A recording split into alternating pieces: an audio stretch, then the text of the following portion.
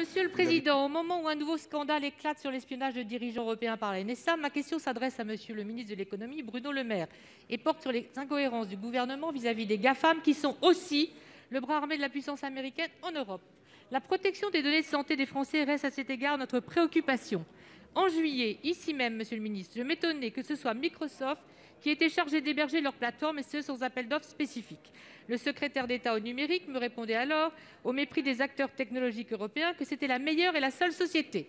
Le président de Dassault Systèmes s'en était ému et avait rappelé à Emmanuel Macron qu'il avait acquis une des plus importantes sociétés mondiales de traitement des données de santé, Medidata, et qu'il n'avait même pas été approché. Depuis, on a découvert que plusieurs millions des serveurs de Microsoft, soi-disant incontournables, ont été espionnés par la Chine partout sur la planète et pendant des mois.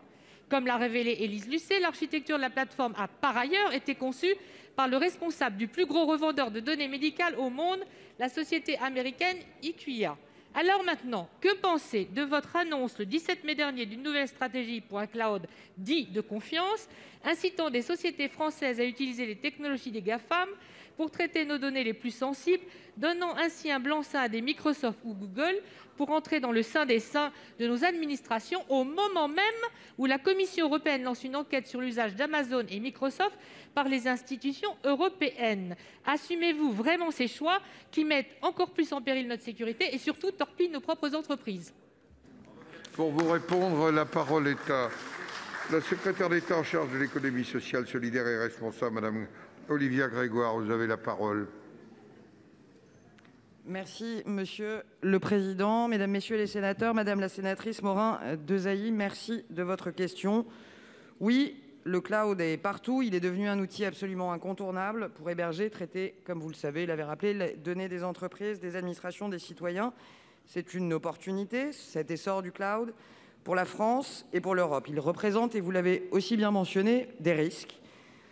Intégrité des données, multiplication des cyberattaques, nous en parlions la semaine passée, menace des législations extraterritoriales donnant accès à nos données aux États étrangers, par exemple. Pour répondre rapidement à ces enjeux, et vous l'avez mentionné aussi, le gouvernement a élaboré une stratégie claire en 3 piliers. Le label Cloud de confiance qui rend possible de nouvelles combinaisons comme la création d'entreprises qui allient actionnariat européen et technologies étrangères sous licence et va permettre aux entreprises et administrations françaises de bénéficier de meilleurs services offerts par le cloud, tout en assurant la meilleure protection pour leurs données. Par ailleurs, la politique cloud au centre, qui est portée par la ministre Amélie de Montchalin, au cœur de l'administration, pour accélérer résolument la transformation numérique, manipulant les données sensibles, qui devra impérativement être hébergée sur cloud interne de l'État ou sur un cloud industriel validé par l'ANSSI.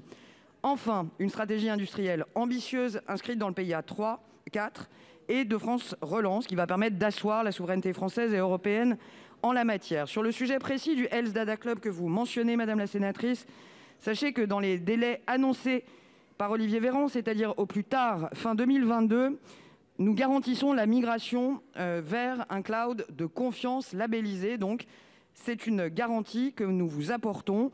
Voici en un mot les priorités de la politique de cloud du gouvernement. Bruno Le Maire, mais aussi Amélie de Montchalin et Cédric O, et l'ensemble du gouvernement y sont pleinement engagés, et précisément sur le sujet du Health Data Club. Je vous remercie.